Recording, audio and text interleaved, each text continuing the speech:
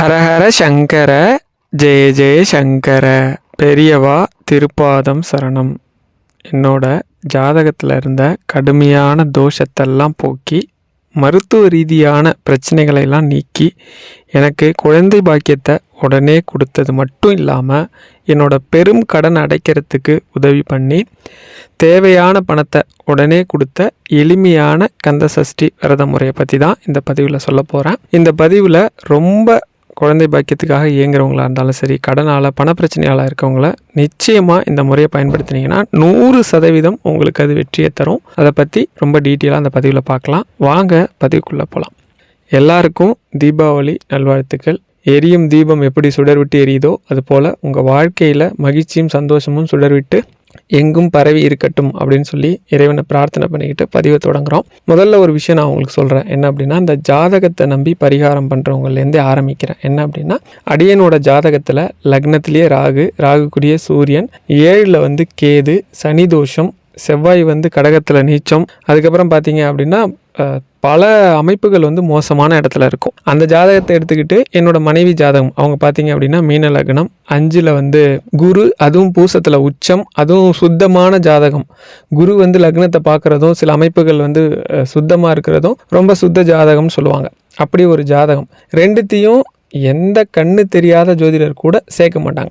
ஏன்னா என்னோடது இருக்கிறதுலையே ரொம்ப ரொம்ப ரொம்ப மோசமான ஜாதகம். அது என்ன சொல்கிறது, அவ்வளவு தோஷங்கள் இருக்குது, கர்மங்கள் இருக்குதுன்னு சொல்லுவாங்க. என் மனைவி இது என்னை கம்பேர் பண்ணும்போது 100 மடங்கு சுத்த ஜாதகம். ஓகேங்களா? ஆனால் நாங்கள் 2 பேரும் விருப்பப்பட்டு கல்யாணம் பண்ணிக்கிட்டோம். அப்படிங்கிறதாலையும் எல்லாம் குடும்பத்தோட சம்மதத்தோடு தான் பண்ணிக்கிட்டோம். இதில் நாங்களாக போய் எதுவும் பண்ணிக்கல, அப்படி சொல்ல வரல.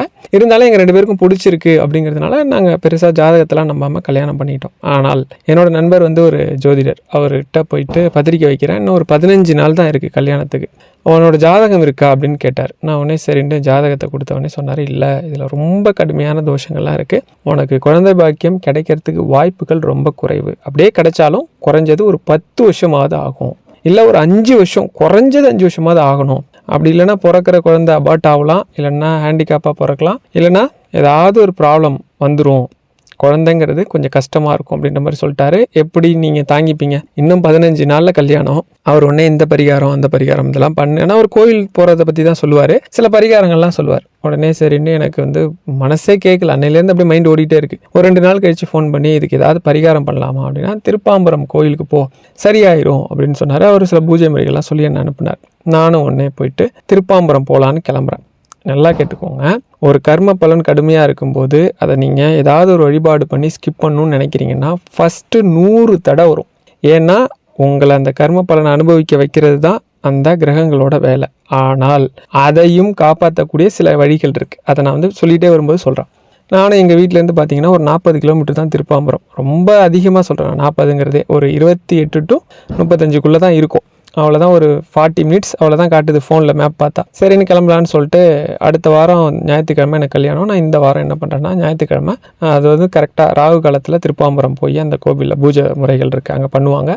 திங்ஸ்லாம் வாங்கிட்டு போய் நம்ம உட்காந்துட்டோம்னா நம்மள மாதிரி நிறைய பேர் வந்திருப்பாங்க. குருக்கள் சொல்ல நம்மளே பூஜையெல்லாம் பண்ணி சாந்தி மாதிரி பண்ணி கொடுப்பாங்க.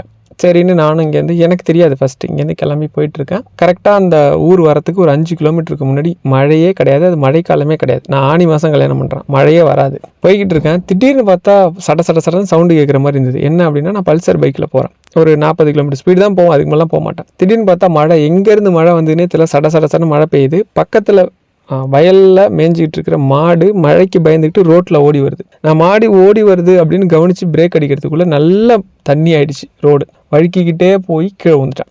கீழே விழுந்து என்னோடய ரைட் சைடு அந்த முட்டி இருக்கும் இல்லையா, கைகிட்ட, அது அப்படியே இழஞ்சிருச்சு, தொடெல்லாம் இழஞ்சிருச்சு, பேண்ட் அங்கே கிழிஞ்சிருக்கு, சட்டை சில இடத்துலாம் கிழிஞ்சிருக்கு.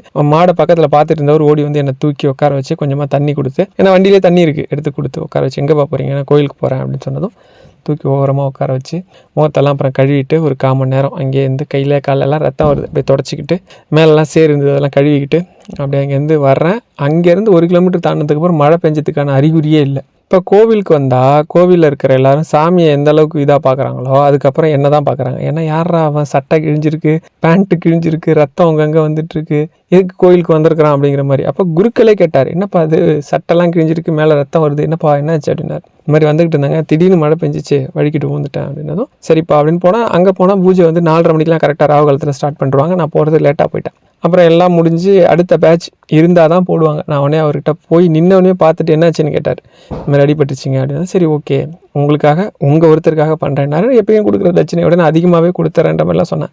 அதெல்லாம் வேண்டாம் பண்ணுறேன்னு சொல்லி என்னை உட்கார வச்சு பண்ணி நான் அப்புறம் கூடுதலாக கொடுத்துட்டு வந்தேன். ஏன் நான் இந்த இடத்த சொல்கிறேன் அப்படின்னா, நீங்கள் பரிகாரம் அப்படின்னு ஆரம்பிக்கும் போது இல்லை வழிபாடுன்னு ஆரம்பிக்கும் போது ஒரு தடை இருக்கும். சரி அதோட விட்டுதா அப்படின்னா, கல்யாணத்தில் எனக்கு புணர்வு தோஷம் இருக்குது. புணர்வு தோஷம் அப்படின்னா சனியும் சந்திரனும் நேருக்கு நேர் சப்தமாக பார்த்துக்கிறது இல்லை சேர்ந்துருந்தால் அது புணர்வு தோஷம்னுவாங்க. கல்யாணம் வரைக்கும் கூட போய் நின்றுடும். முதல் நாள் கல்யாணத்தன்னைக்கு பார்த்தீங்கன்னா 2 பேர் சாதாரணமாக எங்களுக்கு சம்மந்தமே இல்லாத 2 பேர் சின்னதாக சண்டை போட்டுக்கிட்டதுக்கு எங்கள் சொந்தக்காரங்களை சில பேர் விலக்கி விட போய் அவங்களுக்குள்ள சண்டை வந்து அவங்க இன்னொருத்தங்க சப்போர்ட் பண்ணி வந்துட்டு இப்படியே வந்து பெரிய கலவரமாகி முதல் நாள் இரவு விடிஞ்சா கல்யாணமே நடக்காதுங்கிற சூழ்நிலை வரைக்கும் பிரச்சனை பெருசாயிடுச்சு. அப்புறம் நானே பேசி 2 பக்கம் தரப்பையும் சமாதானம் பண்ணி இந்த பக்கம் அந்த பக்கம் அப்படி இப்படி சொல்லி அப்புறம் கொஞ்சம் சில இடத்துல கோபமாக பேசி சில இடத்துல அப்படியே இறங்கி பேசி சமாதானம் பண்ணி அமுச்சு விட்டு மறுநாள் தாலி கட்டினோம். அவ்வளோ நிம்மதி இல்லாமல் போச்சு. ஏன் இதை இங்கே சொல்கிறேன் அப்படின்னா, என்னோட ஜாதகத்தில் சில பலன்களை நான் அனுபவிக்கணும்னு விதி இருக்குது. அதை வந்து நான் ஸ்கிப் பண்ண வேண்டாம்னு நினச்சேன். ஓகேவா, இப்போ நான் பண்ணுற மாதிரி வழிபாடெல்லாம் அப்போ தீவிரமாக பண்ணியிருந்தேன்னா இதெல்லாம் எனக்கு வந்திருக்காது. அதோட விட்டுதா அப்படின்னா விடலை. இப்போ நான் இதெல்லாம் சொல்கிறதால இந்த தோஷம்லாம் அப்படி தான் பண்ணணும்னு நீங்கள் நினச்சிக்காதீங்க. இந்த தோஷத்தோட வீரியத்தை குறைக்கிறதுக்கோ இதை இல்லாமல் பண்ணுறதுக்கோ விதின்னு ஒன்று இருந்தால் விதி விலக்குன்னு ஒன்று இருக்குது. அதையும் நான் சொல்லிடுறேன். கல்யாணம் ஆகிடுச்சு. கரெக்டாக பார்த்தீங்க அப்படின்னா ஃபஸ்ட்டு ஒரு வருஷம் 2018 எங்களுக்கு கல்யாணம். ஃபஸ்ட்டு ஒரு வருஷம் ஒன்றுமே தெரில. அடுத்த வருஷத்துலேருந்து என் மனைவியை கூப்பிட்டுட்டு நான் ஏதாவது ஊரில் இருக்கிற ஃபங்க்ஷன் போகிறேன் இல்லை எங்கேயாவது போகிறோம் அப்படின்னா எல்லாரும் கேட்குற கேள்வி என்னென்னா, ஏதாவது விசேஷம் உண்டா அப்படின்னு கேட்க என் மனைவிக்கு உள்ளூர ரொம்ப வருத்தப்பட்டு எப்போ பார்த்தாலும் அழுவாங்க. ஏதாவது குழந்தை இருந்தால் ரொம்ப ஆசையாக தூக்கி கொஞ்சுவாங்க, விளையாடுவாங்க. எனக்கே ஒரு மாதிரி ஆயிடுச்சு. இது தேவையில்லாமல் அவங்க வாழ்க்கையை நம்ம இது பண்ணுறோமோ, பாவம் அவங்க வேறு யாராவது கல்யாணம் பண்ணியிருந்தா கூட ரொம்ப சந்தோஷமாக குழந்தை கூட்டின்னு இருந்திருப்பாங்க, நம்மளை கல்யாணம் பண்ணிட்டு ரொம்ப சிரமப்படுறாங்களோலாம் எனக்கு தோண ஆரம்பிச்சிச்சு. மருத்துவ ரீதியாக போய் செக் பண்ணால் எந்த பிரச்சனையுமே இல்லை, கம்ப்ளீட்டாக இருக்குது. நானும் கம்ப்ளீட்டாக இருக்கேன். என் மனைவிக்கு பிசிஓடி இருந்தது. அது ஒரு 3 மாதம் தான். அது கூட ட்ரீட்மெண்ட் பண்ணோம், சரியாயிடுச்சு. அதுபடி இருந்தாலும் என்ன பண்ணணும்னு நான் பின்னாடி சொல்கிறேன். இப்படி முதல் ஒரு வருஷம் மன உளைச்சலை ஏற்படுத்திக்கிட்டே இருந்தது. எந்த ஃபங்க்ஷனுக்குமே அவங்கள கூட்டு போக மாட்டேன், நான் ஒரு ஆளாக தான் போவேன். ரொம்ப வருத்தப்பட்டு ரொம்ப நாளாக அழுவாங்க. எனக்கெலாம் ரொம்ப இதாக இருக்கும். அதுக்கப்புறம் தான் பெரியவா வழிபாடு நான் தீவிரப்படுத்தவே ஆரம்பித்தேன். அவங்களுக்கு நான் சொல்லிக் கொடுத்தேன், உட்கார வச்சு பெரியவா வழிபாடு எப்படி பண்ணணும். பெரியவா வழிபாடுனா நீங்கள் ஏதோ பெரிய பூஜை முறைகள்லாம் இருக்குன்னு அப்படிலாம் ஒன்றும் கிடையாது. மனசார ஏதாவது ஒரு நெய்வேத்தியம் வச்சுட்டு பெரியவாட்ட சந்திரசேகேந்திர சத்குரு அச்சரப்பாமலை படிக்கிறது, இதர மந்திரங்கள்லாம் படிக்கிறது, அவ்வளோதான். பெரியவா முன்னாடி குருவாக ஏற்றுக்கிட்டு படிச்சுட்டு நம்ம வேலையை பார்க்கறது. நானும் என் மனைவியுமே உட்காந்து இதை பண்ண ஆரம்பித்தோம். அப்போ எங்கள் நண்பர் ஏற்கனவே ஜோதிடம் பார்த்தாருன்னு சொன்னோம் இல்லையா, அவர் பேர் ரவிக்குமார். அவர் தான் சொன்னார், கந்த சஷ்டி விரதம் இருந்தீங்கன்னா சரியாயிரும், எந்த பிரச்சனை இருந்தாலும் ஜோதிடத்தில் இருந்தாலும் சரி மருத்துவ ரீதியாக இருந்தாலும் சரியாயிரும் அப்படின்னு சொன்னார். சரி அப்படின்னு சொல்லிட்டு இருக்கலாம். ஏன்னா கந்த சஷ்டி விரதம்னா என்னன்னே எனக்கு தெரியாது. இருக்கலாம் அப்படின்னு முடிவு பண்ணி கந்த சஷ்டி விரதத்துக்கு வரோம். ஏன்னா கந்த சஷ்டிக்கு ஒரு சிறப்பு இருக்குது. சட்டியில் இருந்தால் தான் அகப்பையில் வரும்னுவாங்க. அது என்ன சட்டி அப்படின்னா, நம்ம ஏதாவது சமைச்சு வச்சுருந்தோம் அப்படின்னா அது சட்டிக்குள்ளே இருந்தால் தான் கரண்டியை உள்ள விட்டு அழுனா அது வரும் அப்படின்னு ஒரு அர்த்தம் இருந்தால் கூட அதுக்கு ஆழமான அர்த்தம் என்ன அப்படின்னா, சஷ்டினா 6ன்னு அர்த்தம். சஷ்டின்னு சொல்லக்கூடிய முருகனுக்கான விரதம் இருந்தால் அகப்பை அப்படின்னு சொல்றக்கூடிய கர்ப்பப்பையில் எந்த பிரச்சனை இருந்தாலும், கர்ப்பத்துக்கு எந்த பிரச்சனை இருந்தாலும் அது போய் அது அகப்பையில் வரும் அப்படின்னா குழந்தை உருவாகும்னு அர்த்தம். அதனால தான் சஷ்டி அவ்வளோ விசேஷம். அது ஐப்பசி மாதம் வரக்கூடிய சஷ்டி ரொம்ப ரொம்ப ரொம்ப விசேஷம். இப்போ கேட்டுக்கிட்டு இருக்க யாராவது மேலே சொன்ன ஏதாவது தோஷம் இருக்குது, உடல் ரீதியாக மருத்துவ ரீதியாக எனக்கு என் ஹஸ்பண்டுக்கு கவுண்டே இல்லைன்னு சொல்கிறாங்க, எனக்கு பிசிஓடி இருக்குது, பிசிஓஎஸ் இருக்குது, இல்லைனா கர்ப்பப்பையில் அந்த பிரச்சனை இருக்குது, இந்த பிரச்சனை இருக்குது, இந்த மாதிரி ஏதாவது சொல்கிறாங்க, இல்லை நான் கடன் பிரச்சனையால் ரொம்ப கஷ்டப்படுறேன் பிரதர், இல்லை எனக்கு பணப்பிரச்சனை ரொம்ப தீவிரமாக இருக்குது அப்படின்னா தாராளமாக நான் இப்போ சொல்ல போகிற இந்த கந்த சஷ்டி விரதத்தை நீங்கள் இருக்கலாம். 100% ரிசல்ட்டை கொடுக்கும். இதுக்கு எந்த விதத்துலேயும் உங்களுக்கு ரிசல்ட் இல்லாமல் போக வாய்ப்பே கிடையாது. சரி, இந்த கந்த சஷ்டி எப்போ ஸ்டார்ட் ஆகுது, எப்படி நான் இருந்தேன், எப்படி நீங்கள் இருக்கணும், என்ன பண்ணணும், என்ன பண்ணக்கூடாது. இந்த கந்த சஷ்டி எப்போவுமே பிரதமையில் தான் ஸ்டார்ட் பண்ணணும். ஒரு பிரதமை அப்படிங்கிறது இன்னைக்கு நம்மளுக்கு அமாவாசை தொடங்கி நாளை சாயந்தரம் வரைக்கும் அமாவாசை இருக்குது, நாளைக்கு பிரதமை தொடங்கி நாளன்னைக்கு சாயந்தரம் வரைக்கும் இருக்குது. இதில் என்ன ஒரு சிக்கல் அப்படின்னா, என்றைக்குமே ஒரு திதியை எப்படி கணக்கு பண்ணணும் அப்படின்னா, சூரிய உதயம் ஆகிற அன்னைக்கு அந்த நேரம், சூரியன் இப்போ 6:05 உதயம் ஆகுதுன்னா அந்த நேரம் என்ன திதி இருக்கோ அதுதான் அன்னைக்கான திதி. ஒருவேளை சூரிய உதயம் ஆகிறப்ப வேற திதி இருக்குது அப்படின்னா அந்த திதி தான் நம்ம எடுத்துக்கணும். இப்போ உதாரணத்துக்கு நாளைக்கு சூரிய உதயத்தப்போ அமாவாசை இருக்குது, நாளைக்கு அமாவாசைன்னு தான் எடுத்துக்கணும். நாளன்னைக்கு காலையில், அதாவது 22 புதன்கிழமை அன்னைக்கு தான் பிரதமை தொடங்குது. பிரதமைனா 1ன்னு அர்த்தம், அவ்வளோதான். அந்த பிரதமையில் தான் நம்ம கந்த சஷ்டி விரதத்தை தொடங்கணும். எப்போ முடிக்கணும் அப்படின்னா, சப்தமி 7 நாள் தொடர்ந்து சஷ்டி முடிஞ்சு சூரசம்ஹாரம் முடிஞ்சு அவரோட திருக்கல்யாணம் நடக்கும் 7வது நாள். அந்த 7வது நாள் திருக்கல்யாணத்தை பார்த்துட்டு அதுக்கப்புறம்தான் விரதத்தை முடிக்கணும். அப்போ நீங்கள் பிரதமை 22ஆம் தேதி 1, 23, 2, 24, 3, 25, 4, 26, 5, 27, 6, 28ஆம் தேதி தான் உங்களோட விரதத்தை பூர்த்தி பண்ணணும். இது இத்தனை நாள் கண்டிப்பாக விரதம் இருந்தே ஆகணும். இதுக்கு 5-6 முறை இருக்குது. இந்த கந்த சஷ்டிக்கு சொல்லணும் அப்படின்னா 108 விரத முறை இருக்குது. 108 விதமாக நீங்கள் விரதம் இருக்கலாம். இதில் நான் இருந்த முறையும் சொல்கிறேன், உங்களுக்கு எளிமையாக இருக்கக்கூடிய முறையும் சொல்கிறேன். என்ன செய்யலாம், என்ன செய்யக்கூடாது, இப்படி நான் என் மனைவிகிட்ட சொல்லிட்டேன். இப்போ கந்த சஷ்டி விரதம் நம்ம இருக்கலாம்ப்பா அப்படின்னு சொல்லிட்டு, அன்னைக்கு நாங்கள் நான் அசைவம் சாப்பிட்ற நபர் தான், சரிங்களா, அசைவம் சாப்பிட்ற நபர் தான். அதனால் எப்பயுமே தீபாவளி அன்னைக்கே அசைவம் தொடங்கிடுவாங்க. என் மனைவியும் சரி நானும் சரி அதெல்லாம் கூடவே கூடாது. நம்ம சரியாக இந்த விரதம் இருக்கணும் அப்படின்னு சொல்லி கரெக்டாக 2020 தொடங்குகிறோம் விரதத்தை. கரெக்டாக விரதம் இருக்க ஆரம்பிக்கிறோம். என்னென்னா, அன்னைக்கு அமாவாசை வருது பார்த்தீங்களா, அன்னைக்கு விட்டு அடுத்த நாள் சரியாக பிரதமையில் விரதத்தை தொடங்குகிறோம். பிரதமையில் தொடங்குகிறோம் அப்படின்னா எப்படி விரதம் இருக்கிறது நாங்கள் முடிவு பண்ணுறோன்னா, அதில் முதல் மெத்தட் என்னென்னா, எதுவுமே சாப்பிடாமல் விரதம் இருக்கிறது. கம்ப்ளீட்டாக 6 நாளும் பட்னி. 6வது நாள் சூரசம்ஹாரம் முடிஞ்சு 7வது நாள் திருக்கல்யாணம் பார்த்துட்டு, ஏதோ ஒரு கோவிலில் திருக்கல்யாணம் பார்க்குறோமோ அந்த கோவிலே கல்யாண விருந்து சாப்பிட்டு விரதத்தை முடிக்கிறது அப்படின்னு நாங்கள் வச்சுருந்தோம். அதனால் கம்ப்ளீட்டாக எனக்கு ஒரு பழக்கம் இருக்குது. என்னென்னா, டீ குடிக்கிற பழக்கம் இருக்குது. நான் பால் சாப்பிட மாட்டேன். அதனால் முருகன்ட்ட ஒரு எக்ஸ்கியூஸ் கேட்டேன். என்ன கேட்குறேன் முருகன்ட்ட, முருகா உனக்கே தெரியும் எனக்கு பால் சாப்பிட்ற பழக்கம் இல்லை, பால் சாப்பிட்டா எனக்கு ஒத்துக்காது, வாமிட் பண்ணிவிடுவேன். நான் ரொம்ப சின்ன வயசுலேருந்தே டீ குடிக்க பழகிட்டேன். எங்கள் பாட்டிக்கு டீ ரொம்ப விரும்பி குடிப்பாங்க, அப்படியே நான் பழகிட்டேன்னு வச்சுக்கோங்க. அதனால் காலையில் ஒரு டீ குடிப்பேன், மத்தியானம் ஒரு டீ குடிப்பேன், சாயந்தரம் ஒரு டீ, நைட்டு தூங்க போகிறப்ப டீ, அவ்வளோதான். இந்த 4 டீ தான். என் ஒய்ஃப் பால் குடிப்பாங்க. இப்படி தான் நாங்கள் 6 நாளுமே இருந்தோம். நீங்கள் டீ குடிக்கணும் அப்படின்னு நான் சொல்ல வரல, டீ குடிக்கவே கூடாது, இருந்தாலும் நான் செஞ்சிட்டேன் அப்படிங்கிறத உங்களுக்கு சொல்கிறேன். வேறு எதுவுமே நாங்கள் சாப்பிடவே இல்லை. இப்படி 6 நாள். 3வது நாளுக்கு அப்புறம்லாம் சாப்பிட்றலாமா அப்படின்னு தோணுச்சு. ஒரு டைமுக்கு அப்புறம்லாம் முடியல, இதுக்கு மேலே முடியாது. அப்படி ஒரு மயக்கம், அப்படி ஒரு மாதிரி எப்படி சொல்கிறது, உங்களுக்கு அந்த பசி இருக்குது பாருங்கள், அப்படியே வயிற்ற சாப்பிடுன்னு சொல்லுவோம் பார்த்தீங்களா, குடலையே குடல் சாப்பிட்ற மாதிரி இருந்துச்சு. அப்படி ஒரு பசிலாம் எடுத்தது, தாங்கிக்கவே முடியாத சூழ்நிலைலாம் வந்துச்சு. 4வது நாள் 5வது நாள் வரும்போது இரவு என்ன பண்ணேன் அப்படின்னா, 2 வாழைப்பழம் நானும் சரி என் ஒய்ஃபும் சரி சாப்பிட்டோம். அப்புறம் நாங்கள் 6வது நாள் சூரசம்ஹாரம் எங்கே பார்த்தோம் அப்படின்னா, என் ஒய்ஃபோட ஊர் மதுரை. நான் ஏற்கனவே சொல்லியிருக்கேனான்னு தெரியல. அதனால் திருப்பரங்குன்றம் போகலான்னு பிளான் பண்ணோம். ரொம்ப கூட்டம், வேண்டாம் அப்படின்னு சொல்லிட்டு பழமுதிர்ச்சோலை, என்கிட்ட கார் இருக்குது அப்படிங்கிறதுனால காலையிலே கிளம்பி போய் முருகன் கோவிலில் இருந்து அங்கே நம்மளால் முடிஞ்ச எல்லா திருப்பணியும் கோயிலுக்கு பண்ணி கொடுத்துட்டு, திருப்பணினா நீங்கள் ஏதோ காசு செலவு பண்ணின்னு நீங்கள் நினச்சிக்காதீங்க, அப்படி கிடையாது. அங்கே உண்டியல் என்ன சொன்னாங்க, அப்புறம் சாமிக்கு அலங்காரத்துக்கு பொருட்கள்லாம் எடுத்துகிட்டு கொடுக்கறது, அங்கேருந்து தூக்கி கொடுக்குறது, அந்த மாதிரிலாம் பண்ணிவிட்டு சூரசம்ஹாரம் 6வது நாள் சஷ்டி அன்னைக்கு பார்த்துட்டு 7வது நாள் போய் பழமுதிர்ச்சோலையிலேயே நான் விரதம் இருந்தப்போ ஞாயிற்றுக்கிழமை தான் 7வது நாள் வந்துச்சு. 7வது நாள் போய் அந்த கல்யாணத்தை பார்த்துட்டு அங்கேயே கல்யாண சாப்பாடு வாங்கிக்கிட்டு, நாங்கள் சாப்பிடல, வாங்கிட்டு வீட்டில் ஒரு தயிர் சாதம் பண்ணி வச்சு அதுக்கப்புறம் விரதத்தை பூர்த்தி பண்ணோம். அது பலனா எங்களுக்கு கரெக்டாக நாங்கள் விரதம் இருந்தோம். அடுத்த வருஷம், அதாவது ஒரு 10 மாதத்தில் ஆத்விக் பிறந்தான் அப்படின்னா, ஆத்விக் வயிற்றில் இருக்கிறப்ப நாங்கள் எல்லா மந்திரத்தையும் படிப்போம். அதனால் அவன் ரொம்ப மெச்சூர்டான குழந்தை. எப்படி சொல்கிறது, ஒரு கஷ்டத்தை நம்ம சொன்னோம்னா இந்த வயசுலேயே புரிஞ்சிக்கக்கூடிய குழந்தை. அவ்வளோ பொறுமையாக நம்ம சொன்னோம்னா புரிஞ்சுக்கிட்டு நடந்துப்பான். ஒன்றும் கிடையாது. உதாரணம் சொல்கிறேன், நான் பர்ச்சேஸ் பண்ணிட்டு இருந்தேன் சரவணா ஸ்டோரில். அவன் எப்போ எந்த டாய்ஸ் வாங்கினாலும் அவன் எது வாங்கினாலும் சரி நான் வாங்கி கொடுத்துருவேன். ஏன்னா ரொம்ப லேட்டாக 3 இயர்ஸ் கிட்டத்தட்ட கழித்து பிறந்த குழந்தை இல்லையா. அவனும் சரி ஆதவும் சரி, ஆதவ் கிருஷ்ணா 2வது பையனோட முழு பேர், அவனும் சரி எது கேட்டாலும் சரின்னு வாங்கி கொடுத்துருவேன். ஏன்னா எப்போவுமே அவனுங்க விஷயத்தில் அதெல்லாம் பார்க்க மாட்டேன். இந்த டைம் பர்ச்சேஸ் பண்ணிக்கிட்டு இருக்கேன், நானே ரொம்ப கம்மியான பணம் தான் வச்சுருக்கேன். அவன் ஒரு டாய் எடுத்துட்டான், 600 என்னமோ தெரில எடுத்துட்டான். நான் சொன்னேன், அப்பாட்ட 600 கொடுத்து வாங்குறதுக்கு காசு இல்லைப்பா, நீ கொஞ்சம் சின்ன பொருளாக எடுத்துக்கிறியாடி, கொஞ்சம் தான் காசு இருக்குது அப்படின்னு நான் சொல்கிறேன். சரிப்பா ஒன்றும் பிரச்சனை இல்லை, அடுத்த தடவை வரும்போது நான் வாங்கிக்கிறேன்ப்பா, நான் இதை எடுத்துக்கிறேன் அப்படின்னு சொல்லிட்டு நம்பவே மாட்டீங்க 20 ரூபாய்க்கு ஒரு ஸ்பைடர்மேன் வந்து இந்த கீ செயின் இருந்தது, அதை மட்டும் எடுத்துக்கிட்டான்.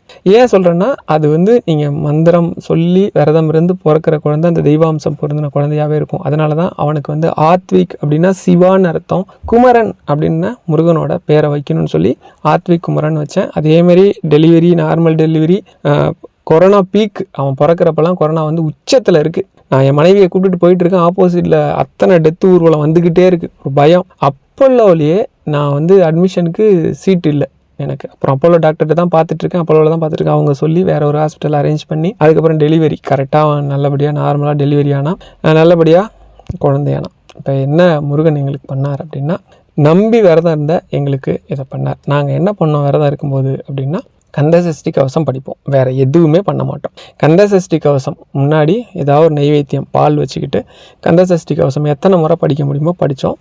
நீங்கள் வந்து ரொம்ப தீவிரமான இதாக இருந்தீங்க அப்படின்னா 36 முறை கந்தசஷ்டி கவசம் படிக்கலாம். முடியல அப்படின்னா நான் ஒரு ஷார்ட்கட் சொல்லியிருக்கேன் ஏற்கனவே. சரவண பவ, ரகண பவச, வனபவசர, நபவ சரவ, பவ சரவண, வசர வனப, இப்படி ஒரு தடவை சொன்னீங்கன்னா 6 முறை சொன்ன மாதிரி. இதையே நீங்கள் 6 முறை சொன்னீங்கன்னா 36 முறை சொன்ன மாதிரி ஒரு தடவை கந்தசஷ்டி படிச்சிங்கன்னா போகிறோம் அப்படின்னு சொல்லுவேன். நீங்கள் ஆனால் அப்படி ஷார்ட்கட்டை பயன்படுத்தாமல் 36 முறை கந்தசஷ்டி படிங்க.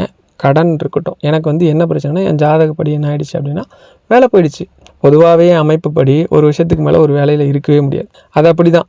நான் ரொம்ப ஸ்ட்ரைட் ஃபார்வர்டாக இருப்பேன். ஏதாவது ஒன்று பண்ண சொல்லுவாங்க, நான் பண்ண மாட்டேன்ருவேன். அவங்க வந்து கொஞ்சம் இது பண்ணுவாங்க, நான் சரிங்க நான் கிளம்புறேன்னு சொல்லிவிடுவேன். இது இப்படி தான் இருக்குன்னு வச்சுக்கோங்களேன். அதுக்கப்புறம் பார்த்தீங்க அப்படின்னா அதனால கடன் மாட்டணும். என் நண்பர் சொன்னார், நீ திருமணம் பண்ணுற இந்த பீரியட் உனக்கு வந்து சரியான பீரியடாக இல்லை, இன்னும் கொஞ்சம் தள்ளி கூட திருமணம் பண்ணலாம். ஆனால் இதில் வந்து நீ என்ன அனுபவிக்க போகிறேன்னா, பெரும் கடனில் மாட்ட போகிற, ரொம்ப பெரிய பண கஷ்டத்தில் மாட்ட போகிற, சன்னியாசியை விட கேவலமான வாழ்க்கை வாழ போகிறேன்னார். ஆனால் முருகனாக இருக்கட்டும், என்னை ஆட்கொண்ட பெரியவாவாக இருக்கட்டும், எப்போவுமே பெரியவா வந்து மனசுலேருந்து ஒரு நொடி கூட நீங்க மாட்டாங்க. ஏன்னா அப்படி பெரியவா வழிபாடு. அப்போ நான் ரொம்ப வருத்தத்தில் இருக்கும்போது ஒரு தம்பதிக்கு கொய்யாப்பழம் வாங்கிட்டு வர சொல்லி குழந்தை பாக்கியம் வரல சம்பவம் நான் நிறைய தடவை சொல்லியிருக்கேன். அந்த சம்பவத்தை நான் படிக்கிறேன். படித்த உடனே ரொம்ப நம்பிக்கை, ரொம்ப என்னை மீறின ஒரு நம்பிக்கை அப்படின்னு சொல்லுவோம் பார்த்தீங்களா, அந்த நம்பிக்கை வந்து நான் உடனே பெரியவா வழிபாடு கூடவே கந்தசஷ்டி விரதம் இருக்கிறேன். சிறப்பாக எனக்கு வந்து யூடியூப் சேனல் ஆரம்பிக்கணும் அப்படிங்கிற எண்ணம் என் நண்பர் சொல்கிறாங்க, என் மனைவி சொல்கிறாங்க, ஆரம்பிக்கிறேன். பொருளாதாரத்தில் பெரிய பிச்சை எடுக்காத நிலைமை, நல்ல பொருளாதார நிலைமை கொடுக்குறாரு. ஆன்மீகத்தை சொல்லியே அது மூலமாக புண்ணியத்தையும் பணத்தையும் இன்னைய வரைக்கும் அனுபவிக்க கொடுக்குறாரு. இப்போ நீங்கள் விரதம் இருக்கிறதா இருந்தால் எப்படி இருக்கலாம் அப்படின்னா, நான் சொன்ன மாதிரி வெறும் பால் மட்டும் சாப்பிட்டுட்டு முழுக்க விரதம் இருக்கிற மாதிரி இருக்கலாம். இல்லைன்னா இளநி மட்டும் சாப்பிட்டுட்டு விரதம் இருக்கலாம். இளநினா இளநி மட்டும், இரவு வேளையில் எண்ணெய் எடுத்துக்கக்கூடாது. அப்படி இல்லை அப்படின்னா ஒரு வேளை உணவு மட்டும் சாப்பிட்டுட்டு விரதம் இருக்கலாம். அதுவும் முடியல அப்படின்னா நீங்கள் என்ன செய்யலாம் அப்படின்னா, சஷ்டி அன்னைக்கு மட்டும் கூட விரதம் இருக்கலாம். என்ன கேட்டால் நீங்கள் பாலோ இல்லை பழசாரோ இல்லை இளநியோ இதில் ஏதாவது ஒன்று, ரொம்ப பசி தாங்க முடியாத சூழ்நிலையெல்லாம் பொறுக்க முடியாது யாராலையும், சும்மாலாம் நான் சொல்ல மாட்டேன் அப்படியே நான் கரெக்டாக இருந்தேங்க, நான் தான் உலகத்திலே பெரிய ஆன்மீகவாதி அப்படிலாம் சொன்னால் அது பொய், எவனாலையும் இருக்க முடியாது. வயிற்றை பொறுத்தளவுக்கு 3 வேளை பசி எடுத்தே தீரும். 3 வேளை பசியுமே உங்களுக்கு இந்த உலகத்தில் எதுவுமே நிரந்தரம் இல்லைங்கிறத நினைவுபடுத்துறதுக்காக இறைவன் ஏற்படுத்தினதுன்னு சொல்லுவாங்க. அதனால் பசி அப்படிங்கிறது வந்தே தீரும். அந்த பசியை நம்ம பக்தியாக மாற்றணும். ரொம்ப கடுமையாக கஷ்டப்பட்டு நீங்கள் இருந்தீங்கன்னா இந்த உலகத்தில் மனம் இறங்கி தெய்வம் வராது, இவன் அப்பேற்பட்ட பாவின்னு சொல்கிற நபர் விரதம் இருந்தால் கூட மனம் இறுகி முருகன் வருவான். முருகா அப்படின்னு கூப்பிட்டா ஓடி வருவான். முருகன் வந்து அப்படிப்பட்டவன். நீங்கள் வந்து மற்ற கடவுள் வழிபாட்டிலையை விட முருகன் வந்து கூப்பிட்ட குரலுக்கு ஓடி வரும். அதனால தான் யாம் இருக்க பயமேன்னு போட்டிருக்காங்க முருகனுக்கு மட்டும். அப்படி ஒரு சக்தி வாய்ந்த கடவுள். சரி, இந்த விரதத்தை எப்போ தொடங்கணும் அப்படின்னு சொல்லிட்டேன். எப்படி தொடங்கணும்? காலையில் குளிச்சுட்டு சூரிய உதயம் ஆனதும் குளிச்சுட்டு நீங்கள் என்ன பண்ணணும் அப்படின்னா, சாயந்தரம் கண்டிப்பாக ஒரு தடவை சூரிய அஸ்தமனத்துக்கு அப்புறம் குளிச்சுட்டு நீங்கள் வந்து எப்பவும் போல் கம்ப்ளீட்டாக விரதமாக இருந்து பழசாறு மட்டும் குடிக்கிறவங்களா இருந்தால் பழசாறு, ஏதோ ஒரு பழச்சாறு, அதாவது ஜூஸ் சொல்கிறேன், நான் குடிச்சிட்டு நீங்கள் விரதம் கம்ப்ளீட்டாக மந்திரம் கந்தசஷ்டி கண்டிப்பாக படிக்கணும். கந்தசஷ்டி கவசம் படிக்கணும். முருகனோட ஏதோ மற்ற மந்திரங்கள் படிச்சிங்கன்னா இன்னும் நல்லது. படிச்சுட்டு அதே மாதிரி சாயந்தரம் ஏதாவது ஒரு நெய்வேத்தியம் பழசாரோ வச்சுட்டு மறுபடியும் நீங்கள் படிச்சுட்டு நீங்கள் விரதம் இருக்கணும். அதே போல் 6 நாளும் இது அப்படியே தொடரணும். கண்டிப்பாக விரதம் இருக்கிறவங்க முடிஞ்சால் ஏதாவது பக்கத்தில் இருக்க ஒரு கோயிலில் போய் சூரசம்ஹாரம் பார்த்தீங்க அப்படின்னா நல்லது. பார்த்துட்டு வீட்டில் வந்து கண்டிப்பாக குளிச்சுட்டு அதுக்கப்புறம் உங்களோட விரதத்தை இது பண்ணணும். கடைசி நாள் நீங்கள் வந்து சூரசம்ஹாரம் பார்த்தா கண்டிப்பாக திருக்கல்யாணம் பார்க்கணும்.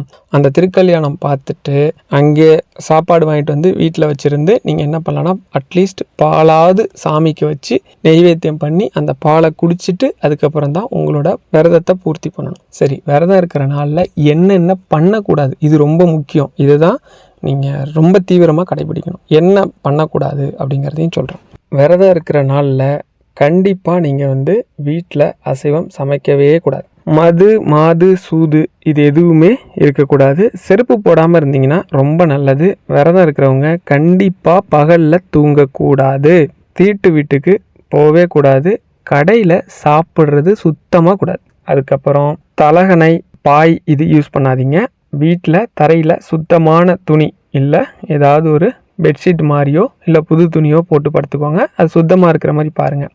விரதம் இருக்கிற 6 நாளும் கண்டிப்பாக தலைக்கு குளிக்கணும். ஆணாக இருந்தாலும் சரி, பெண்ணாக இருந்தாலும் சரி. அதுக்கப்புறம் வீட்டில் இருக்கிறவங்க எப்பவும் போல் ஒரு வேளை குளித்தா போதும், அவங்களெல்லாம் போட்டு தொந்தரவு பண்ண வேண்டாம். வெளியில் நீங்கள் எங்கேயாவது போயிட்டு வரீங்க அப்படின்னா கட்டாயம் நீங்கள் வந்து தலை குளிக்கணும். அதே மாதிரி 6 நாளும் கணவன் மனைவி தாம்பத்தியம்ங்கிறது கூடவே கூடாது. குழந்தை வரத்துக்காக விரதம் இருக்கிறவங்க முடிஞ்ச அளவுக்கு கணவன் மனைவி தம்பதியாக இருக்கிறது ரொம்ப உத்தமம், சிறப்பு. முடியாத பட்சத்தில் யாராவது ஒருத்தவங்க இருந்தால் போதும். ஒருவேளை நீங்கள் டேட்ஸ் ஆகிட்டீங்க அப்படின்னா பூஜை ரூம் போய் நீங்கள் வந்து விளக்கேற்றி சாமி கும்பிட வேண்டாம். மற்றபடி விரதமாக நீங்கள் உங்களோட ஆஸ் யூஷுவல் எப்படி இருப்பீங்களோ அந்த மாதிரி இருந்துக்கலாம். பூஜை ரூம் போய் விளக்கேற்றுறதை மட்டும் தவிர்த்துக்கிட்டால் போதும். மாத விளக்கானவங்களும் கண்டிப்பாக கந்த சஷ்டி விரதம் இருக்கலாம். இப்போ வந்து தீபம் ஏற்றி வச்சு வழிபடுறது, கலசம் வச்சு வழிபடுறது, விளக்கு வச்சு வழிபடுறது, படம் வச்சு வழிபடுறது, இந்த மாதிரி ஏதாவது ஒரு முறையை வச்சு வழிபட்டாலும் இல்லை வெறுமனே நீங்கள் வந்து கந்த சஷ்டி இருந்தாலும் எல்லாம் ஒரே பலனை தான் தரும். எந்த குழப்பமும் குழப்பிக்க வேண்டாம். அதே போல் சூரசம்ஹாரம் முடிஞ்சதுக்கப்புறம் வீட்டில் ஒரு டம்ளர் பால் வச்சு நல்லா தலைக்கு குளிச்சுட்டு வந்து நீங்கள் கந்த சஷ்டி கவசம் படிச்சுட்டு அந்த பாலை குடிச்சிடணும். கண்டிப்பாக வந்து சூரசம்ஹாரம் பார்த்தீங்கன்னா ஒரு டம்ளர் பாலாவது நெய்வேத்தியம் வச்சு குடிக்கணும். மறுநாள் திருக்கல்யாணம் முடிஞ்சவும் நீங்கள் என்ன பண்ணணும், கோவிலில் போய் சாமியை தரிசனம் பண்ணிவிட்டு அங்கேருந்து உங்களுக்கு பிரசாதமாக வாங்கிட்டு வந்தால் கூட வீட்டில் கொண்டு வந்து நீங்கள் ஒரு பசும்பாலாவது சாமி முன்னாடி வச்சு நெய்வேத்தியமாக வச்சு அந்த பசும்பாலையாவது குடிச்சிட்டு தான் உங்களோட விரதத்தை பூர்த்தி பண்ணணும். அப்போ நீங்கள் 7 நாளும் கண்டிப்பாக விரதம் இருக்கணும். 7 நாள் இல்லை அப்படின்ற பேச்சே இருக்கக்கூடாது. 7 நாளும் கட்டாயம் விரதம் இருக்கணும். இப்போ நான் மேலே வந்து நிறைய தோஷம் சொன்னேன் இல்லையா? என் நண்பர் மட்டும் கிடையாது, கிட்டத்தட்ட 12 ஜோதிடர்கள் என்ன சொன்னாங்க அப்படின்னா உங்களுக்கு குழந்தை பாக்கியத்தில் பெரிய சிக்கல் இருக்குது, பெரிய பரிகாரம் பண்ணணும், கிட்டத்தட்ட வந்து உங்களுக்கு வந்து குழந்தை பாக்கியம்ங்கிறது ரொம்ப எட்டாக்கனி தான், ஏன்னா அவ்வளோ பிரச்சனை இருக்குது அப்படின்னு சொன்னாங்க. இதை எல்லாமே தவிடுபொடியாக்குனார் முருகன். 2018 நான் வந்து கல்யாணம் பண்ணுறேன். 2019 நான் கந்த சஷ்டி இல்லை, 2020 கந்த சஷ்டி இருக்கேன், 21 தம்பி பிறக்கிறான். பார்த்துக்கோங்க, ஒரு வருஷம் நான் இல்லை, ஒரு வருஷம் இருந்தால் ஒன்றே கொடுத்தார். விதின்னு ஒன்று இருந்தால் விதி விலக்குன்னு ஒன்று இருக்கும். அது இறைவனால் மட்டுமே நமக்கு கொடுக்கப்படும். என்னோட ஜாதகப்படி குழந்தை பாக்கியங்கிறது 5-6 வருஷம் கழித்து தான் கிடைக்கும்னு ஒரு சேர எல்லா ஜோதிடர்களும் சொன்னாங்க. எல்லாரும் இவ்வளோ செலவு பண்ணி பரிகாரம் பண்ணணும், அவ்வளோ செலவு பண்ணி பரிகாரம் பண்ணணும், இந்த ஹோமம் பண்ணணும், அந்த ஹோமம் பண்ணணும், இந்த பூஜை பண்ணணும், அந்த பூஜை பண்ணணும், அதெல்லாம் எதுவுமே நான் பண்ணலை. ஆனால் எல்லா கோயிலுக்கும் போனேன். நான் வந்து ஊரில் இருக்கிற எல்லா கோயிலுக்கும் போனேன். அதில் வந்து இன்னும் கார்த்திகை மாதம் கடைசி ஞாயிற்றுக்கிழமை பார்த்தீங்க அப்படின்னா ஸ்ரீவாஞ்சியம், திருவாஞ்சியம்னு ஒரு கோவில் இருக்குது தெரியுமா, சிவன் கோவில். அங்கே வந்து கங்கையில் தீர்த்த கங்கைன்னு சொல்லி அந்த குளம் இருக்குது. சரியான அந்த தீர்த்தத்தோட பேர் எனக்கு மறந்துடுச்சு. அங்கே வந்து நீராடினா நம்ம பல ஜென்ம பாவம் 1000 பிறவியில் பண்ண பாவம் கூட போகும் அப்படின்னு சொல்லுவாங்க. அங்கே போயிருந்தேன். அதுக்கப்புறம் பார்த்தீங்கன்னா எல்லா முருகன் கோயிலும் போயிருந்தேன். நிறைய கோயில்கள் போனேன், அன்னதானம் பண்ணேன். வீட்டில் வந்து மந்திரம் வழிபாடு தவிர வேற எதுவுமே படிக்கலை. இப்போ நான் உங்களுக்கு என்ன மந்திரம் சொல்கிறேனோ, என்ன வழிபாடு சொல்கிறேனோ, அதை தவிர வேற ஒன்று கூட எக்ஸ்ட்ரா பண்ணல. நான் ஒவ்வொரு மந்திரமும் ஒவ்வொரு வழிபாடும் உங்களுக்கு ஒவ்வொரு வீடியோவில் கொடுத்துருக்கிறது தான். என்ன படிப்போம் அப்படின்னா, ஃபஸ்ட்டு 2 பேரும் விநாயகர் அகவல் படிப்போம். அதுக்கப்புறம் நான் மட்டும் காயத்ரி மந்திரம் சொல்லுவேன். அதுக்கப்புறம் கந்த சஷ்டி கவசம் படிப்போம், அபிராமி அந்தாதி படிப்போம், தசரத சனி கவசம் படிப்போம். அதுக்கப்புறம் பார்த்தீங்கன்னா சந்திரசேகேந்திர சத்குரு அச்சரபாமாலை படிப்போம், குமாரஸ்தவம் படிப்போம். அதுக்கப்புறம் கனகதாரா சூஸ்திரம் படிப்பேன். அவங்க வந்து இதை இல்லாமல் இன்னும் 2-3 பாடல்கள் என் மனைவி படிப்பாங்க. இது 2 பேரும் ஒன்றா உட்காந்து பூஜை ரூமில் எப்பவும் படிப்போம். கந்தசஷ்டி விரதம் அப்போ மட்டும் நான் சொல்லலை. 6 மணி இல்லை ஒரு 6:30 மணிக்கு உட்காந்தோம் அப்படின்னா ஒரு 8 மணி வரைக்கும் படிப்போம். இதெல்லாம் படிச்சுட்டு இறைவன்கிட்ட பிரார்த்தனை பண்ணிக்கிறத மட்டும்தான் வச்சுருந்தோம். குலதெய்வம் கோயிலுக்கு மாதத்தில் ஒரு தடவை மாறாமல் போயிட்டு வந்துடுவோம். அம்பாள் எங்களோட குலதெய்வம், என்ன அம்பாளுக்கு வேணுமோ அதை என்ன செஞ்சு கொடுக்கணுமோ செஞ்சு கொடுப்போம். இது போல் நீங்களும் விரதம் இருந்தீங்கன்னா உங்கள் ஜோதிடத்தில் அடியேனோட ஒருத்தரோட ஜாதகமே உங்களுக்கு போதும். நான் கடகராசி பூச நட்சத்திரம். இதுக்கே நான் வந்து முருகன் கையில் வச்சுருக்கிற வேலோட நட்சத்திரம் நான். அதனால் நீங்கள் வந்து எந்த தோஷம் இருந்தாலும் பயப்படாதீங்க. முருகன் காலை பிடிங்க, கந்த சஷ்டி விரதம் இருங்க. இந்த உலகத்தில் கிடைக்காதுங்கிறதே இல்லை. சரி, தம்பி பிறந்தானா, அடுத்து என்ன நடந்தது அப்படின்னா, அடுத்து ஒரு 1.5 வருஷத்துலேயே கன்ஃபார்மே ஆக மாட்டான் அப்படின்னு நினச்சோம். நாங்கள் வந்து 2வது பையன். ஏன் அப்படின்னா எப்படியும் ஏதாவது ஒரு ப்ராப்ளம் வந்துடும், மறுபடியும் இதுக்கும் நம்ம வந்து விரதம் இருக்கணும் அப்படின்னு நினச்சோம். அப்படிலாம் இல்லை, சர்வசாதாரணமாக கொடுத்துட்டார். ஏன்டா உங்களுக்கு குழந்தைன்னா அவ்வளோ இதுவாக போச்சா, என்னையா தேடி தேடி வரீங்க, ஒரு விளையாட்டுக்காக சொல்கிறேன், தேடி தேடியா வரீங்க, இருங்க உங்களுக்கு 2வது குழந்தையும் கொடுக்குறேன்னு சொல்லிட்டு ஆதவ் கிருஷ்ணா, அவனுக்கும் சாமி பேர் தான் வச்சுருக்கிறேன். மாடர்னாக இருக்கிற மாதிரியும் இருக்கணும், சாமி பேரும் இருக்கணும் இல்லையா. ஆதவ் கிருஷ்ணா 2வது தம்பி பேர். அவன் எப்படின்னா பயங்கர செட்டப் பண்ணுவான் தம்பி. அவன் வந்து ஒரு டைப்பு, குமரன் வந்து ஒரு டைப்பு, ஆதவ் கிருஷ்ணா ஒரு டைப்பு. 2 பேருமே வித்தியாசமாக இருப்பான். எப்படின்னா இவன் வந்து சேட்டை இதெல்லாம் பண்ணுவான், அவன் வந்து கொஞ்சம் ஆக்டிவாக பயங்கர ஆக்டிவாக இருப்பான். ஆத்விகை பொறுத்தளவுக்கு நம்மள மாதிரி இருக்க மாட்டான், ரொம்ப சாந்தம் சாஃப்டான கேரக்டராக இருப்பான், கொஞ்சம் வித்தியாசமாக இருப்பான் ஆளே, ரொம்ப கருணையோடு இருப்பான். அது எனக்கு கொஞ்சம் ஆச்சரியமான விஷயம். இது போல் குழந்தை செல்வங்களை வாரி வழங்கும். அடுத்து பண பிரச்சனை, அங்கே வரேன், அடுத்தது தானே வேணும். எனக்கு வந்து பல பண பிரச்சனைகள் வந்து இருந்தது, பெரிய கடன் இருந்தது. நான் வந்து இன்றைக்கும் எனக்கு 22 லட்ச ரூபா கடன் இருக்குது, சரிங்களா. ஆனால் வந்து எல்லாமே நண்பர்கள் தெரிஞ்சவங்க, சிலவங்க கொடுத்தது வட்டி இல்லாத கடன், சிலதெல்லாம் வந்து வட்டி இல்லாமல், இப்போ சிலதெல்லாம் வந்து ஜுவல் லோன் வச்சுருக்கேன், அதுக்கெலாம் வட்டி கட்டி தான் ஆகணும். சிலதெல்லாம் வந்து என்னோட சூழ்நிலை புரிஞ்சுக்கிட்டு நான் எப்போ கொடுக்கணும்னு சொல்லிட்டு கொடுத்தவங்கலாம் இருக்கிறாங்க. இதெல்லாம் எப்படி நடக்குதுன்னா, நான் தினமும் பண்ணுற பூஜை தான் காரணம், தினமும் சொல்கிற அந்த மந்திரம் தான் காரணம். நீங்கள் நம்பிக்கையோடு சொல்லணும். ஒரு விதின்னு இருந்தால் விதி விலக்குன்னு இருக்குது அப்படின்னு சொன்னோன்னா, ஒரு அமாவாசையும் பித்திருக்களுக்கான வழிபாடு பண்ணக்கூடிய நாள் இல்லையா. எந்த அமாவாசையும் யார் வீட்லேயும் அசைவம் சமைக்கக்கூடாது, கோலம் கூட போடக்கூடாது, எந்த ஒரு பண்டிகை மாதிரி கொண்டாடக்கூடாது. ஆனால் எல்லா தீபாவளியும் அமாவாசை வரும். இந்த தீபாவளி மட்டும்தான் சாயந்தரம் வருது. ஆனால் அந்த தீபாவளிக்கு மட்டும் விதி விலக்கு இருக்குது. எண்ணெய் தேய்ச்சி குளிக்கலாம், பட்டாசு வெடிக்கலாம், அசைவம் சமைக்கிறதா இருந்தால் சமைக்கலாம், கோலம் போடலாம், தீபம் ஏற்றி வச்சு வழிபாடு பண்ணலாம், எல்லாரும் ஆடிப்பாடி சந்தோஷமாக அந்த நாளை கொண்டாடலாம் இல்லையா. அப்போ தோஷம்னு ஒன்று இருந்தால் தோஷ நிவர்த்தின்னு ஒன்று இருக்கும், வழின்னு ஒன்று இருந்தால் விதின்னு ஒன்று இருந்தால் விதி விலக்குன்னு ஒன்று இருந்தே தீரும். அதனால் இறைவன் தான் அந்த விதி விலக்கு. எப்படிப்பட்ட விதியையும், அது கூட ஒரு பாட்டு கூட நான் சொல்லியிருப்பேன் உங்களுக்கு, பிரம்மனோட தலையெழுத்தை போக்கக்கூடிய ஒரு பாடல் இருக்குது. எவ்வளோ பெரிய மோசமான தலைவிதியை நமக்கு பிரம்மன் எழுதியிருந்தாலும் அதை போக்கக்கூடிய ஒரு முருகன் பாடல் இருக்குது, அதை கூட சொல்லலாம். அந்த பாட்டை நான் உங்களுக்கு டைரெக்டாக டிஸ்கிரிப்ஷன்லேயும் கமெண்ட்லேயுமே கொடுத்துட்றேன். ஏன்னா ஸ்லைடு சில டைம் வந்து இதாக தெரிய மாட்டுதுன்றதால, கம்ப்ளைண்ட் வரதால். அதுக்கடுத்து சப்போஸ் நீங்கள் குழந்தை பாக்கியத்துக்காக தான் இருக்கிறீங்க அப்படின்னா, எனக்கு நாங்கள் பண்ண இன்னும் சில விஷயங்களை நான் உங்களுக்கு சொல்கிறேன், அதை அப்படியே நீங்கள் ஃபாலோ பண்ணுங்கள். நீங்கள் வந்து என்ன பண்ணணும்னா, கந்தசஷ்டி விரதம் இருக்கிறீங்க அப்படின்னா ரொம்ப சீக்கிரமே காலைல எழுந்திருவீங்க. எப்படி பார்த்தாலும் சூரிய உதயத்தில் கரெக்டாக நீங்கள் எழுந்திரிக்கணுங்கிறது விதி, அதுபடி தான் நீங்கள் நடந்துக்கணும். அப்படி எழுந்துக்கிறப்ப ஒரு 6:15 ஒரு 7:15 பக்கத்தில் எந்த கோயில் இருக்குன்னு பாருங்கள். அந்த கோவிலில் அரச மரம் இருக்கான்னு பாருங்கள். அரச மரம் பூச நட்சத்திரத்துக்கான மரம். அதே போல் மும்மூர்த்திகள், உலகத்தில் உள்ள அத்தனை தெய்வங்களும் வாசம் செய்கிற மரம். இதை அதிகாலை வேலை 6:15 7:15, அதிகப்படியான நேரம் 7:15 தான், அதுக்கு மேலே சுற்றக்கூடாது. அதுக்குள்ளே நீங்கள் எத்தனை சுற்று வேணால் சுற்றலாம். 5 7 அடியனோட தாழ்மையான கோரிக்கை வந்து 7க்கு மேலே சுற்றுனீங்கன்னா ரொம்ப நல்லது. 7 அடி பிரதட்சணமாக அப்படியே ஒரு அடியாக முழு காலம் தரையில் படுற மாதிரி, எந்த தெய்வம் அந்த அரச மரத்துக்கு இருந்தாலும், தெய்வமே இல்லைனாலும் பரவாயில்ல, சுற்றி வாங்க. இது உங்கள் கர்ப்பம் சம்பந்தப்பட்ட உடல் கோளாறுகள் அத்தனையும் நீக்க வல்லது. அதே போல் நீங்கள் விரதம் இருக்கிற ஒவ்வொரு நாளும் ஒருத்தவங்களுக்கு தானம் கொடுங்க, இல்லை பசுமாட்டுக்காவது குறைந்தபட்சம் தானம் கொடுங்க. இது போகிறோம். 2வது மருத்துவ ரீதியாக சொல்கிறேன் பாருங்கள். நாங்கள் வந்து இந்த மாதிரி விரதம் இருந்த அடுத்த மாதம் நண்பர் வந்து ஊருக்கு கூப்பிட்டுருந்தார், உடுமலைப்பேட்டை போயிருந்தோம். நிறைய தடவை போயிருக்கோம். ஆனால் அப்பா அவர் சொன்னார், என் மனைவியோட ஃப்ரெண்டு ஒருத்தங்க டாக்டர் இருக்காங்க, அங்கே போய் பார்க்கலாம் அப்படின்னு சொல்லிட்டு போனால் அங்கே வந்து நார்மலாக நாங்கள் வந்து இதுக்கு முன்னாடி ட்ரீட்மெண்ட்டுக்கு வந்து நிறைய ஹாஸ்பிட்டல் போயிருக்கோம். ஏதோ சொல்லுவாங்க, ஸ்கேன் எடுக்க சொல்லுவாங்க, அதை எடுக்க சொல்லுவாங்க, எல்லாமே நார்மலாக இருக்குது. ஒரு 2-3 தடவை ட்ரை பண்ணலாம், அப்படி இல்லை அப்படின்னா ஐவி பண்ணலான்னுவாங்க. ஐவினா ஒன்றும் கிடையாது, இந்த சோதனை குழாயா, அது தமிழில் கரெக்டாக எனக்கு சொல்ல வரல, டெஸ்ட் டியூப் பேபி இருக்கு இல்லையா, அதுக்கு வந்து நம்ம பண்ணுற மாதிரி ஒரு ஆணோட விந்தணு எடுத்து டேரெக்டாக எதெல்லாம் ஆக்டிவாக இருக்கோ அதை எடுத்து பெண்ணோட கருமுட்டையில் சேர்ப்பாங்க. இதை வந்து பண்ணலாம் அப்படின்னு சொன்னாங்க.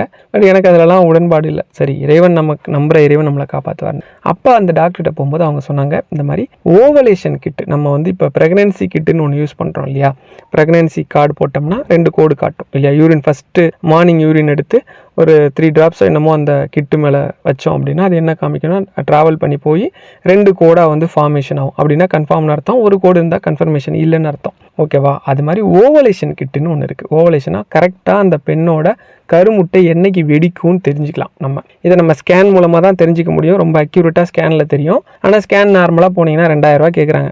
ஓகேவா. இந்த ஓவலேஷன் கிட்டு 500 ரூபா தான். நான் வாங்கும்போது 5 இருக்கும் உள்ள. அதே போல் உங்களுக்கு டேட்ஸ் ஆன நாள்லேருந்து 10வது நாள்லேருந்து 16வது நாளுக்குள்ளே தான் இந்த ஓவலேஷனே நடக்கும். அதாவது கருமுட்டை வெடித்து வரும். அந்த சமயம் நீங்கள் தாம்பத்தியத்தில் இருந்தீங்க அப்படின்னா, கணவன் மனைவியாக ஒன்றா இருந்தீங்க அப்படின்னா 100% ப்ரெக்னென்சி வந்து உங்களுக்கு கன்ஃபார்ம் ஆகும். இது வந்து எனக்கு தெரியாத அவங்க சொன்னாங்க.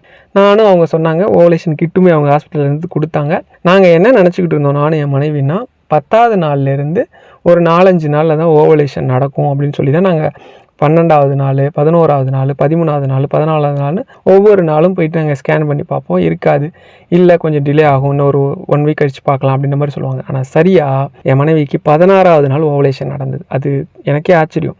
அந்த ஓவலேஷன் கிட்டோட கடைசி கிட்ட போடுறோம், 2 கோடு காமிக்குது. சரி, ஓகே அப்படின்னு முடிவு பண்ணிட்டு, அது வந்து நாங்கள் சாயந்தரமாக தான் போட்டோம். சரி, இன்னைக்கு இரவு தாம்பத்தியத்தில் இருக்கலாம் அப்படின்னு முடிவு பண்ணோம். அப்போ தான் வந்து பெரிய தம்பி கன்ஃபார்ம் ஆனான். கன்ஃபார்ம் ஆனதோட கேளுங்க, அவனுக்கு வந்து இப்போ கன்ஃபர்மேஷன் வந்து 44வது நாள் நம்ம வந்து கார்டு போட்டு பார்க்கலான்னு முடிவு பண்ணியிருக்கோம். 43வது நாள் நாங்கள் என்ன பண்ணுறோம் அப்படின்னா, பழமுதிர்ச்சோலையில் இருக்கிற முருகனை பார்க்கறதுக்காக ஃபேமிலியாக போகிறோம். அவங்க வந்து பொங்கல் வச்சு வழிபாடு பண்ணுறோம் அப்படின்னு சொல்லியிருந்தாங்க. சகண்ட வீட்டில் எல்லாரையும் கூப்பிட்டுட்டு என் மனைவி மடியில் 2 குழந்தைங்க உட்காந்துருக்காங்க. மலை பழமுதிர்ச்சோலை போன நிறைய பேருக்கு தெரியும், அழகர் கோயில் மேலே போனால் தான் பார்க்க முடியும்.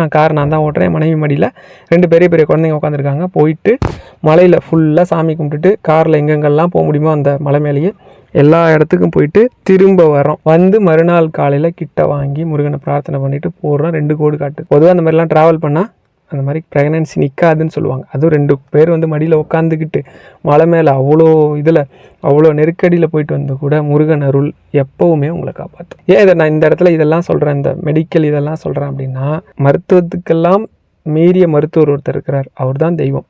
அவர் காலை போய் நீங்கள் பிடிச்சிட்டிங்க அப்படின்னா இந்த உலகத்தில் அவரால் கொடுக்க முடியாததே கிடையாது. நாங்கள் வந்து வேலையை விட்டுட்டோம். இப்போ வந்து நான் வேலையை விட்டுட்டேன். என் மனைவி வேலையில் தான் இருந்தாங்க. அவங்க வந்து ஓரளவுக்கு நல்ல சம்பளம் தான் வாங்கிட்டு இருந்தாங்க. ஆனால் எனக்கு வந்து கமிட்மெண்ட் அதிகம். நான் வந்து இவ்வளோ சம்பளத்தில் இருக்கணும் அப்படின்னு சொல்லிட்டு. அப்போ நான் வந்து ரொம்ப வருத்தப்பட்டு பிரார்த்தனை பண்ணுறேன். நான் வந்து இவ்வளோ கஷ்டத்தில் இருக்கனே, எனக்கு கருணை காட்டக்கூடாதா அப்படின்னு சொல்லிட்டு. நம்ப மாட்டீங்க, தெரிஞ்சவர் மூலிமா ஒரு வேலை வந்தது. அது எப்படின்னா, ஒரு குறிப்பிட்ட நாள் வேலை செஞ்சு கொடுத்தா அதுக்கான பணத்தை கொடுத்துருவாங்க. அந்த மாதிரி நம்ம எப்போல்லாம் ஃப்ரீயாக இருப்போம். ஏன்னா 2020 நான் லா படிக்கிறதுக்காக இதில் போட்டேன், யூனிவர்சிட்டியில் போட்டேன். லாவும் இதாகிடுச்சு. மதுரையில் வந்து நான் லா படிக்கிறதுக்காக வந்துட்டேன். இங்கே வந்து இது எப்படி லா படிச்சுட்டு இருக்கேன்னா, ரெகுலர் ஃபஸ்ட்டு 2 வருஷம் கொரோனாங்கிறதுனால ஆன்லைனில் போட்டாங்க. 3வது வருஷத்துலேருந்து நீங்கள் போய் தான் ஆகணும் வேலைக்கு. அந்த 2 வருஷம் எனக்கு ஒன்றும் பெருசாக தெரியல. வேலை இல்லாதப்போ கூட நம்ம வேலை ஏதாவது ஒர்க் பண்ணி கொடுத்தோம் அப்படின்னா வந்துடும்.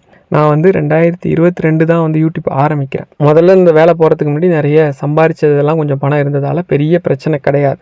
ஆனால் கூட ஆத்விகோட டெலிவரிக்கு என்னோடய பழைய எம்டி பணம் கொடுத்தாரு, என் தம்பி ஒருத்தர் பணம் கொடுத்தாரு, நான் ஒருத்தர்கிட்ட பணம் கொடுத்து வச்சுருந்தேன், அவங்க கொடுத்தாங்க. பணத்துக்கு குறைச்சலே இல்லை. டெலிவரி பண்ண போகிறோன்னு சொல்லி பிரார்த்தனை பண்ணுறோம். பெரியவாட்ட போய் இந்த மாதிரி கொரோனா ரொம்ப பீக்கில் இருக்குன்னு சொல்கிறேன். வாரி வழங்குறாங்க பணத்தை. அவ்வளோ ஃபெசிலிட்டிஸ் இருந்துச்சு. எங்களுக்குன்னு தனி ஒரு ஹாஸ்பிட்டலில் பேசி ஒரு பெரிய ரூமே வாங்கி கொடுத்தாங்க. ஒரே நாள் தான், சனிக்கிழமை பஞ்சமி திதி கரெக்டாக அவன் வந்து பிறக்கிறான். பூராட நட்சத்திரம் தம்பி பிறக்கிறான். 2 மணிக்கெலாம் ஓகே பேபி வந்து கன்ஃபார்ம் டெலிவரி அப்படின்னு சொல்லிட்டாங்க. 2 மணிக்கெலாம் டெலிவரி ஆகி தம்பி பிறந்துட்டான். இப்போ என்ன அப்படின்னா, எப்போவுமே 3 டேஸ் வச்சுருப்பாங்க. மறுநாள் காலைல 6 மணிக்கு டிஸ்சார்ஜ் பண்ணிட்டாங்க. பெரிய செலவு கிடையாது, நார்மலான இதுதான். எனக்கு வந்து பெரிய பிரச்சனைகள்லாம் எதுவுமே இல்லாமல் அவ்வளோ செக்யூர்டாக நான் இது பண்ணி குழந்தைய ஒவ்வொரு ஸ்கேனும் கரெக்டாக இருக்கான், எல்லாமே கரெக்டாக இருக்குது. ஏதாவது ஒரு இதுனா கூட பிரார்த்தனை பண்ணிப்பேன். நாங்கள் வந்து ஒரு டம்ளர் தண்ணி வச்சுக்கிட்டு தினமும் மந்திரங்கள் சொல்கிறத வச்சுருந்தோம். நீங்களும் எந்த கஷ்டம்னாலும், அதனால தான் நான் சொல்கிறேன், தெய்வத்தால் ஆகாதெனும் முயற்சி தன் மெய் வருத்த கூலி தரும். நீங்கள் கடவுளுக்கு வந்து வழியே இல்லை உங்கள் கர்மாவை தாண்டி உங்களை வந்து காப்பாற்றுறதுக்குனா கூட நீங்கள் தொடர்ந்து முயற்சி பண்ணிட்டு இருந்தீங்கன்னா அந்த இறைவனே இறங்கி வருவார் உங்களுக்காக. ஏதாவது ஒரு வழியை கண்டுபிடிப்பார். முருகனை பொறுத்தளவுக்கு எப்படின்னா, நம்பினார் கெடுவதில்லைன்ற மாதிரி முருகனை முருகா அப்படின்னு நீங்கள் ஒரு தடவை சொன்னாலே உங்கள் பாவத்தெல்லாம் அழிக்கிறது மட்டும் இல்லாமல் நீங்கள் கேட்குறத கொடுப்பான்.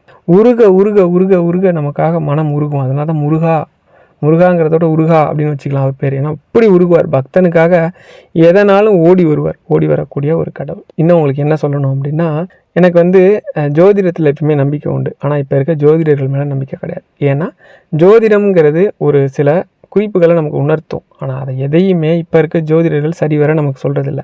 ஆனால் அந்த ஜோதிடமே பொய்யாக்கின நிறைய பேர் எனக்கு தெரியும். மார்க்கண்டேய மகரிஷிக்கு சிவபெருமானே 16 வயசோட ஆயுள் முடிஞ்சிடும்னு சொன்ன ஒரு நபர்.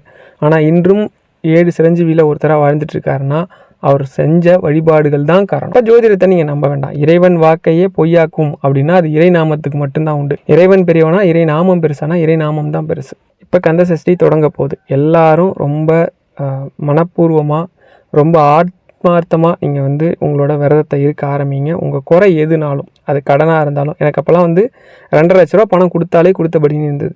எங்கள் மாமா சவுதியில் இருக்காங்க. அவங்க வந்து ஒரு 1 லட்ச ரூபா பணம் கொடுத்தாங்க. நண்பர் ஒருத்தர் வந்து 70,000 ரூபா கொடுத்தாரு. அப்புறம் இன்னொருத்தவங்க வந்து 33,000 ரூபா பணம் கொடுத்தாங்க. இப்படி நிறைய பேர் பணம் கொடுத்தாங்க. இது எல்லாமே வட்டி இல்லாத கடன். நான் எப்போ என்கிட்ட பணம் வருதோ, நான் எப்போ கொஞ்சம் அதிகமாக சம்பாதிக்கணும் கொஞ்சம் கொஞ்சமாக கொடுத்துறேன்னு சொல்லியிருக்கேன். இப்போ கூட அப்படி தான் கொடுத்துட்ருக்கேன். இது எனக்கு வந்து முருகன் அருளால். அடுத்தடுத்த வருடங்கள் என் மனைவி வந்து அடுத்த வருஷம் இருந்தாங்க. அதுக்கு அடுத்த வருஷம் அவங்க குழந்தைங்கள்லாம் பார்த்துக்கணும், எல்லா வேலையும் அவங்க தொடர்ந்து பண்ணணுங்கிறதுக்காக அவங்க அடுத்த வருஷம் இருக்கல. ஆனால் நான் வந்து அடுத்த வருஷம் இருந்தேன். போன வருஷம் இருந்தேன். இப்போ இந்த வருஷமும் இருக்க போகிறேன். இந்த வருஷம் எதுவும் குழந்தைக்காக இருக்கீங்களான்னு கிண்டல் பண்ணாதீங்க. அப்படி கிடையாது.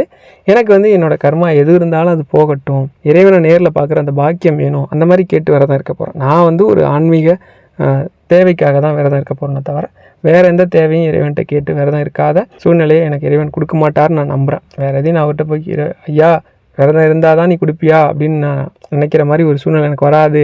இறைவன் அந்தளவுக்கு என்ன சோதிக்க மாட்டார் நான் நம்புகிறேன். சோதிக்கிறது எல்லாமே நல்லது தான். அதனால் சோதிக்கிறார், நம்மளால் செய்ய முடியல, நடக்கலைன்னு ஒரு தடவையில் விட்டுட்டு போயிடாதீங்க. இந்த உலகத்தில் நீங்கள் எந்த ஒரு இதை படிச்சிங்கனாலும் சரி, இதிகாசத்தை படிச்சிங்கனாலும் சரி, புராணத்தை படிச்சிங்கனாலும் 1000 வருஷம் தவம் பண்ணான்னு இருக்கும், 2000 வருஷம் தவம் பண்ணான்னு இருக்கும். நான் உங்களை என்ன 1000 வருஷமாக தவம் பண்ண சொல்கிறேன், இல்லை 2000 வருஷம் தவம் பண்ண சொல்கிறேன்? அப்படி சொன்னால் நீங்கள் விட்டுருவீங்களா? என்ன சும்மா தேடி வந்து ஆள் வச்சு அடிக்க மாட்டீங்க? அந்த மாதிரி தான் சொல்கிறேன். அந்த அளவுக்கு பொறுமையாக ஒருத்தன் தவம் பண்ணியிருக்கான். ஆனால் நம்ம அதெல்லாம் பண்ணலை. ஒரு 6 நாள் விரதம் இருக்க போகிறோம், இல்லை ஒரு அரை மணி நேரம் மந்திரம் படிக்க போகிறோம். அதுக்கு ஏன் பொறுமை இல்லை? இதை நம்ம சொல்கிற வீடியோ கூட ஒரு 40 நிமிஷம் கூட ஆயிருக்கலாம். ஆனால் இதை கூட கேட்குறதுக்கு உங்களுக்கு பொறுமை இல்லைன்னு நிறைய பேர் வருத்தப்படுறாங்க. எனக்கு வந்து நல்ல விஷயத்த என் நண்பர்கள் மாதிரி சொல்கிறதுக்கு ஆள் இல்லை. எனக்கு பெரியவா வழிபாட்டு மூலமாக தான் நிறைய விஷயங்கள் தெரிஞ்சுக்கிட்டேன். நான் வந்து ஜோதிடம் நோட்டை தூக்கிட்டு எங்கேயுமே போகல. இதை என் ஃப்ரெண்டுக்கிட்டே சேலஞ்சாக சொன்னேன். இதை வந்து நீ எப்படி எடுத்துக்கிறீங்களோ எனக்கு தெரியாது, நீங்கள் சொல்லியிருக்க இந்த விஷயம் சேலஞ்சாகவே இருக்கட்டும், நீங்கள் சொல்கிறது பொய்ன்னு நான் நம்புகிற அந்த இறைவன் உங்களுக்கு நிரூபிக்க வைக்கிறேன் அப்படின்னு சொல்லி தான் இருந்தேன். உண்மையிலே நிரூபித்தார். நான் இருக்கும்போது உன்னை யாராலும் எதுவும் பண்ண முடியாது, நாள் என் செய்யும் வினை என் செய்யும், என்னை நாடி வந்த கோல் என் செய்யும், கொடுங்கூற்று என் செய்யும். உன்னை நாளால் என்ன பண்ணிட முடியும்? வினை, நீ பண்ண கர்ம வினை உன்னை என்ன பண்ணிடும்? நாடி வந்த கோல், உன்னோட கர்ம பலனை நீ அனுபவிக்கணும்னு உன்னை துரத்திக்கிட்டு வர கோல் உன்னை என்ன செய்யும்? கொடுங்கூற்று, நீ செஞ்ச கொடுமையான பாவங்கள்லாம் உன்னை என்ன செஞ்சிட முடியும்? என் முன்னாடி குமரேசர் இருத்தாலும் சிலம்பும் சதங்கையும் தண்டையும் கோலும் சண்முகமும் கடம்பமும் எனக்கு முன்னே தோன்றினு. நான் நினைக்கிற, நான் வழிபடுற அந்த முருகனோட அந்த அவர் வச்சிருக்கிற ஆயுதங்கள்லாம் சொல்லி அவரோட உருவம் அவர் என் முன்னாடி தோன்றும் போது இதெல்லாம் என்ன பண்ணிடுன்றார். எவ்வளோ அருமையான நம்பிக்கை பாருங்கள். அந்த நம்பிக்கையில் அவர் சொல்கிறதால தான் அவ்வளோ விஷயம் நடக்குது. நீங்கள் இதையும் சொல்லலாம், இந்த பாட்டை படிக்கலாம், எதை நீங்கள் வந்து சொல்லலாம், எதுவுமே தெரியலனா முருகான்னு சொல்லலாம். எதை கேட்டாலும் இறைவன் கொடுப்பார். இதில் நான் வந்து சில விஷயத்த வந்து சொல்லாமல் கடந்து வந்துட்டேனான்னு எனக்கு தெரியல. நான் முடிஞ்ச அளவுக்கு நிறைய விஷயத்த இதில் கவர் பண்ணிட்டேன்னு நினைக்கிறேன். உங்களுக்கு மெடிக்கல் ரீதியாக இருக்குது, தீரணும், கந்த சஷ்டி விரதம் இருங்க. இல்லை எல்லாமே சரியாக இருக்குது ஆனால் குழந்தை மட்டும் இல்லை, கந்த சஷ்டி விரதம் இருங்க. கடன் தீரணும், கந்த சஷ்டி விரதம் இருங்க. பணப்பிரச்சனையாக இருக்குது, கந்த சஷ்டி விரதம் இருங்க. என் வீட்டுக்கார் குடிக்கிறார், ரொம்ப பிரச்சனையாக இருக்குது, எனக்கு இந்த குடியை நிறுத்திட்டா போதும், கந்த சஷ்டி விரதம் இருங்க. 7 நாள் கந்த சஷ்டி விரதம் இருந்து முருகன்கிட்ட கேளுங்க. 7ஆவது நாள் முருகன் உங்களுக்காக வேலை செய்ய ஆரம்பிச்சிடுறார். அவ்வளோதான். இதுக்கு மேலே சொல்கிறதுக்கு வார்த்தை ஒன்றும் இல்லை. முழுக்க நம்பிக்கையோட கந்த சஷ்டி விரதம் இருங்க. ஹர ஹர சங்கர, ஜெய ஜெய சங்கர.